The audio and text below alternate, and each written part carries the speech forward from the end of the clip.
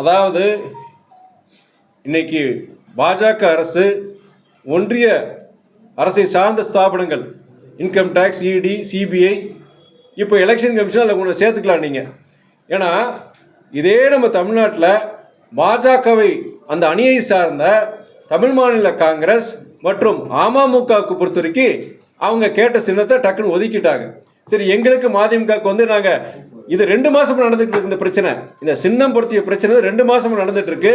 போன மாசம் என்ன சொன்னாங்கன்னா, அதுக்குண்டான அந்த தரவுகள் சிலதெல்லாம் நீங்கள் சப்மிட் பண்ணாமல் இருக்கிறீங்க, அதை முதல்ல நீங்கள் பண்ணுங்க, அப்போ தான் உங்கள் அப்ளிகேஷன் நீங்கள் நாங்கள் பார்க்க முடியும், திரும்பி நீங்கள் ரீசப்மிட் பண்ணுங்கன்னு சொன்னாங்க.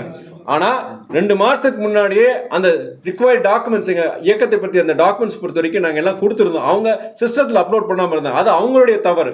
சரி, அதுக்கு முன்னாடி புதுசாக ஒரு அப்ளிகேஷன் போட்டு எல்லாத்தையும் நான் கொடுத்த பிறகு இல்லாத ஊருக்கு வழி சொல்கிற மாதிரி புதுசாக ஒரு காரணத்தை இவங்க சொல்லிட்டு இருக்கிறாங்க.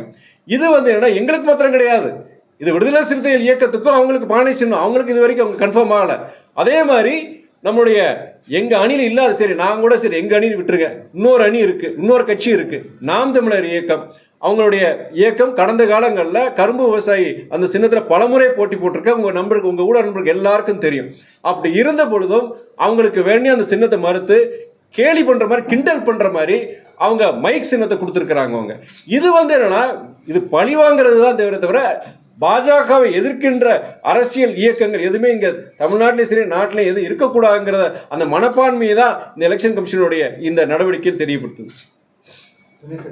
அது மாற்று சின்னமா எது பிளான் சி இருக்குன்னு என்ன சின்னத்தை நீங்கள் கோர போறீங்க? பிளான் பி, பிளான் சி இன்னைக்கு மாலை உங்களுக்கு இன்கேஸ் நீதிமன்றம் தீர்ப்பு வந்து காலதாமதம் ஆகுதுங்கிற போதில் கண்டிப்பாக ஊடக நண்பர்கள், பத்திரிகையாளர் எல்லாரையும் சந்தித்து கண்டிப்பாக இதே மாதிரி கண்டிப்பாக நாங்கள் சொல்ல போகிறோம்.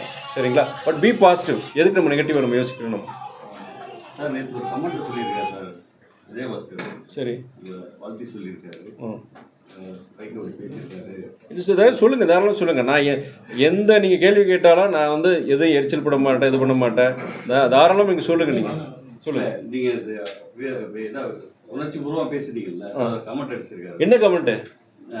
தைரியமா பேசியிருக்காரு, நான் எதில் நிற்க மாட்டேன்னு சொல்லியிருக்கேன், செத்தாலும் நான் நிற்க மாட்டேன்னு சொல்லியிருக்கேன். சரி, உதயசூரிய சித்தத்தில் நிற்க மாட்டேன்னு அவர் தைரியமா சொல்லியிருக்காரு அப்படின்னு பாராட்டுற மாதிரி பேசியிருக்காரு. நீங்க அதை போய் பார்க்குறீங்க?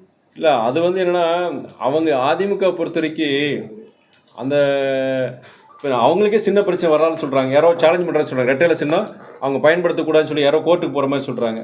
பதட்டத்தில் இருக்கிறாங்க, நம்ம அவங்க எல்லாம் பதட்டத்தில் இருக்கிறாங்க. அவங்களும் நாங்களும் களத்தில் இருக்குன்னு சொல்கிறதுக்காண்டி ஏதோ ஒரு ஸ்டண்ட் ஸ்டேட்மெண்ட் தான்.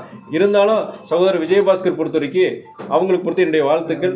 ஆனால் இந்த மாதிரி சில கருத்துக்கள் பொறுத்த வரைக்கும் எங்கள் கூட்டணிக்குள்ளே ஏதோ குழப்பத்தை உருவாக்குறதுக்காண்டி உன்னை முயற்சி தான் பார்க்குறேன்னு, அவங்களும் களத்தில் நாங்களும் இருக்கோம் அப்படிங்க சொல்கிறதுக்காண்டி இந்த ஸ்டேட்மெண்ட் சொல்லியிருப்பார் நான் நினைக்கிறேன்.